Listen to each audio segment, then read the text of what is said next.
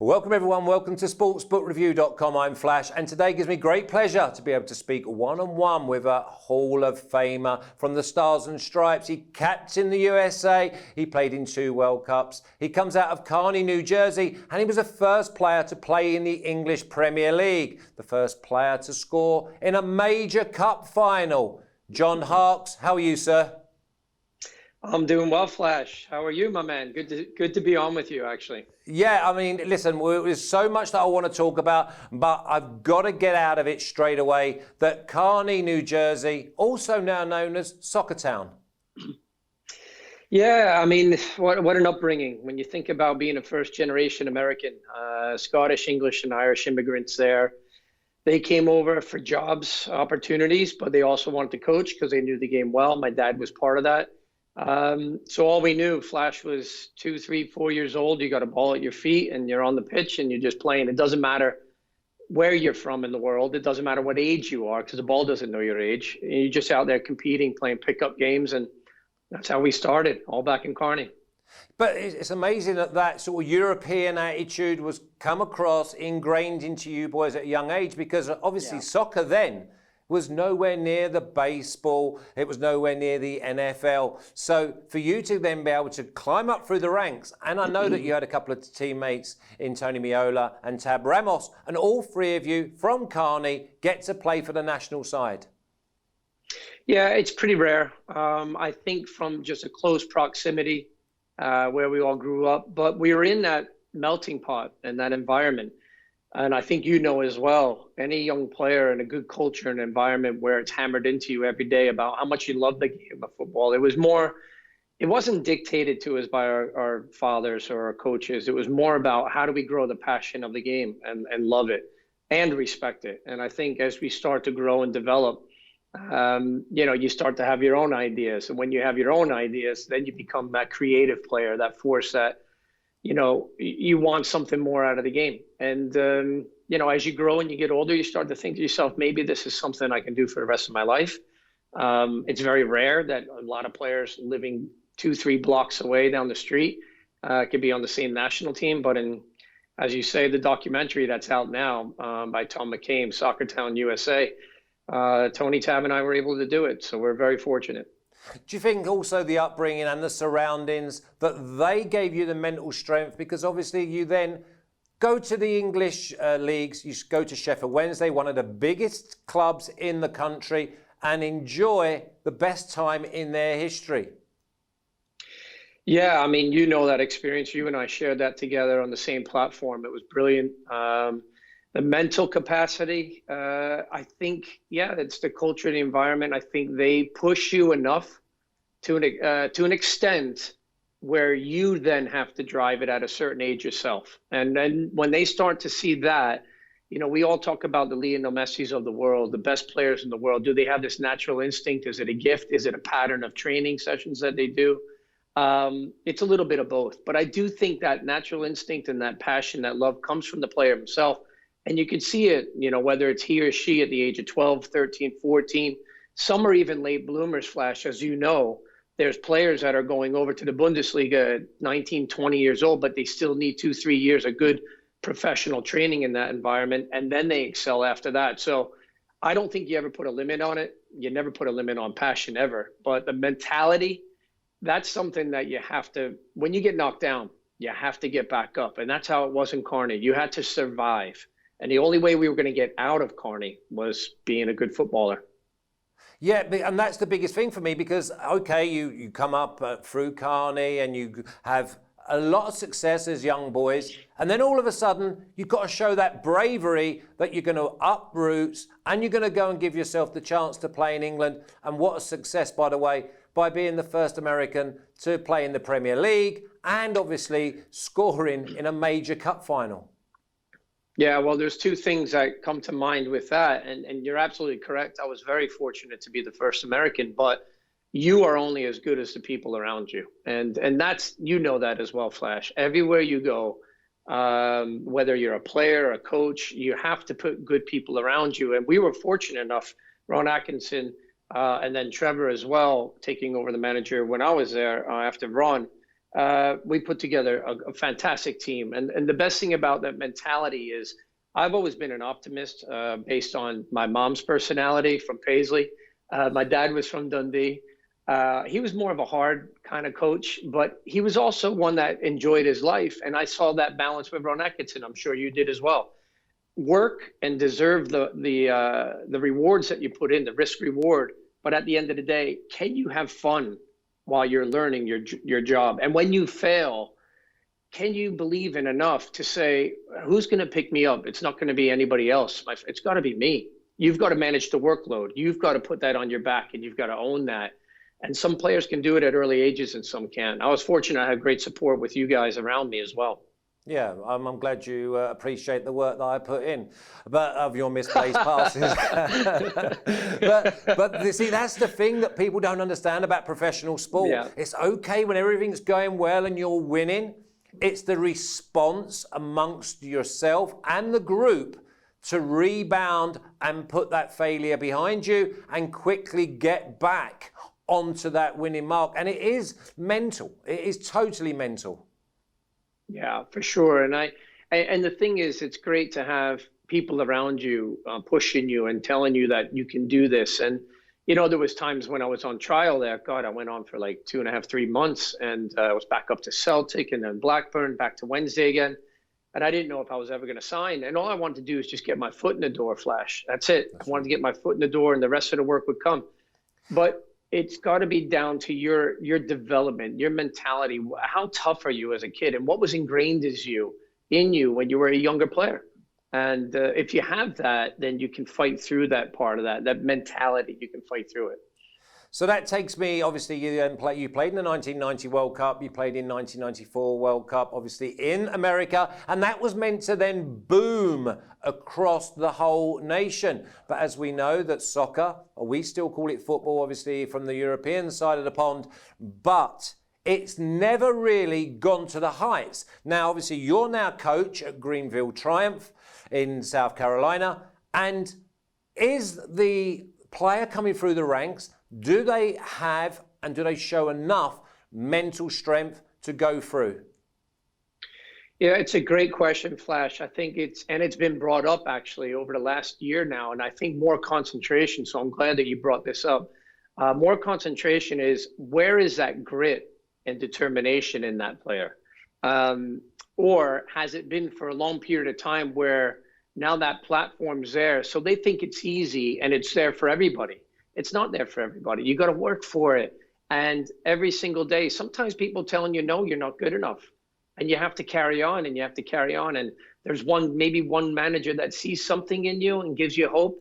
And then that's the one that where it clicks. I have a lot of players that I call have clipped wings, broken wings. They've been told they're not good enough. I also have young players coming through the system, like you just mentioned. And there is a great platform for them, really, to really just not only get the best out of themselves, but get the best out of the opportunity and the experience, and to grow from that. Right now, with the division tier section that we have now in the U.S., it's fantastic. The USL is the fastest growing Division II and Division III league around the world. Around the world. Think about that for a minute. And that growth and development is giving more players opportunity. You know how big this country is, Flash. All these little pockets we can't get to in the U.S., but the development is there. The opportunities for the young player, they are certainly there to then play well in our division, but then grow and move to the next one as well. And obviously the pinnacle at the moment in the United States is the MLS. So how strong and how common is it a player to come through the college ranks and go all the way through into the MLS? You know, years ago, that was the kind of scenario that was in place. Right now, I think it's becoming more difficult for the U.S. college players to come in. You're seeing more foreign internationals getting signed within Major League Soccer. You're seeing less opportunities for those college players. But at the same time, Flash, here's the biggest issue. The college season is not long enough. It doesn't really prepare them both physically and mentally. When we talk about a tactical or physical periodization process, there really isn't one in the college game. 3.5 months of football isn't enough to prepare a player to then go and play a full pro season. So how do you develop them? How do you set them up to be successful and not fail? Well, you have to extend the college season. And that has to be in the fall and in the spring. And then if you got that right, then you can have a little bit more of that strength, the characteristic traits, but also the mentality to fight through the bad nights. You know yourself, how many times have you gone away from home to a really dodgy pitch and bad weather conditions, and you got to go out on a Wednesday night and you got to perform as a striker. You got to be there and fight. And a lot of these college players don't have those experiences, so we've got to create them for them. So is that a social problem where kids are far more comfortable and when they have to dig in, whether it be personally or whether they have to dig in for their teammate, that they're just found wanting? I think yes, I do think it's that, but I think it's a little bit more than that. If you dig deeper and you go into the culture that the college coach is actually setting, they become like an academic advisor, they're a psychologist, they're a teacher, they're a coach, they're sort of a father figure or a mother figure, depending on who's coaching that particular team. And so to focus and concentrate on building them up in the mentality spot, the grit and determination and everything else, that's got to be in that culture from day one. Here are the expectations. This is what we think you should be doing on a daily basis to be a top quality player in our program. And if you don't set that expectation out there right away, shame on you, because then you're going to have problems. And the players don't know where they stand. The best communicators are the ones that have open door communication with the players. And they know, and what I'm trying to create in Greenville Triumph, what I did last year, is a trust environment. Those players know, they come in, they see me eye to eye in the morning. Every one of them has to shake my hand first through the door. Every one of them, because now they're accountable. Now they're accountable. They know what's expected of them. So they've got to drive that every day in the culture. So obviously we've got to talk about the NFL and the MLB. And then does it come from the parents that then say, look, we're going to let you go on this path? It's a cultural thing that we're going to embrace soccer. Here is an opportunity for you to have a career and a really great life, because it's not the first thing that comes to the normal American household.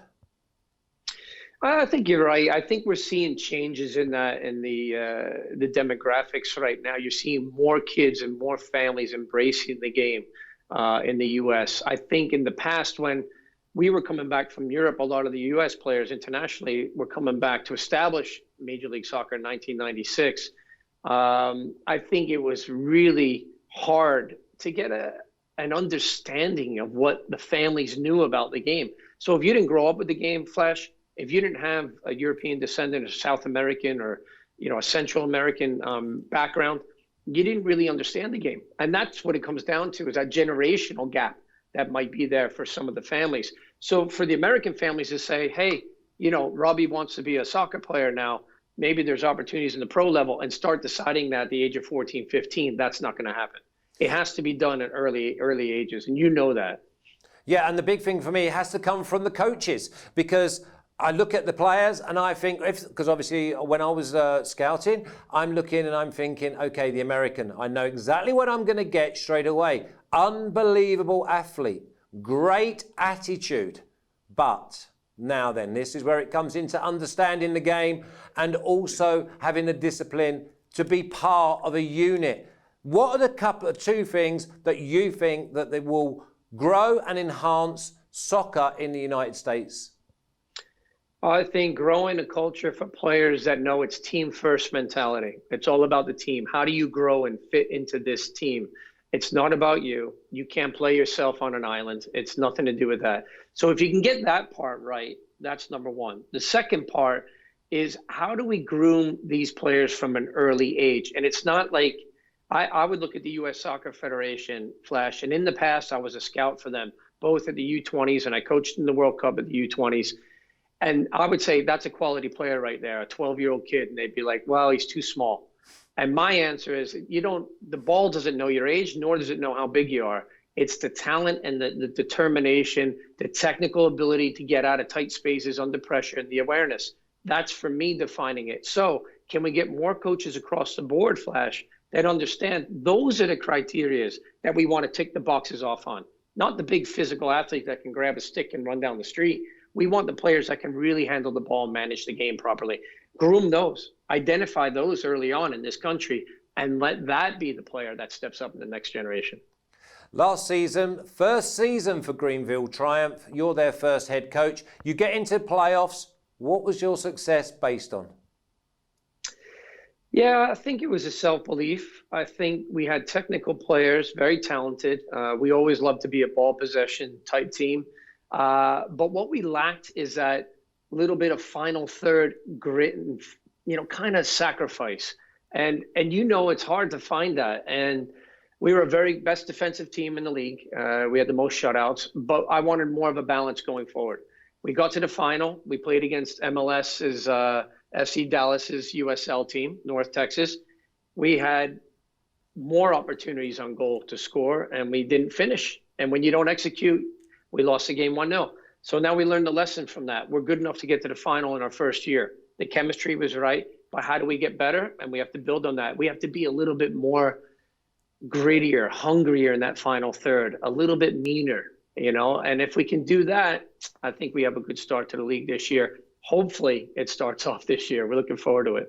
Yeah, I bet you are, because obviously only having like the first season, and obviously the boys more success than failures, but we know that you can learn so much from the failures. So going forward this year, what is the one thing that frustrated you last year that you're going to put a line through this year? I think it's communication and accountability on the field. I think a lot of players get along off the field well, but when we get onto the pitch, trying to figure out, making solutions. I need players on there, not just football intelligent, but players that are proactive to say, I'll take a leadership role there. And we had a lot of young players last year, Flash, a lot of young players within our group. This year, a little bit more mature, and we have players with some experience that got to a final. They know what it's like to be there. So we're hoping that they step up, and they learned quite a bit from that experience. John, thanks, mate. I really sort of wishing you well. I'm going to follow you all season. Anyone else, it's Greenville Triumph in South Carolina. And obviously the aim is do you get promoted this year? No, I wish we had promotion relegation, but that is a discussion within the USL that they're talking about separate than Major League Soccer. They're talking about that maybe 2 to 3 years down the road.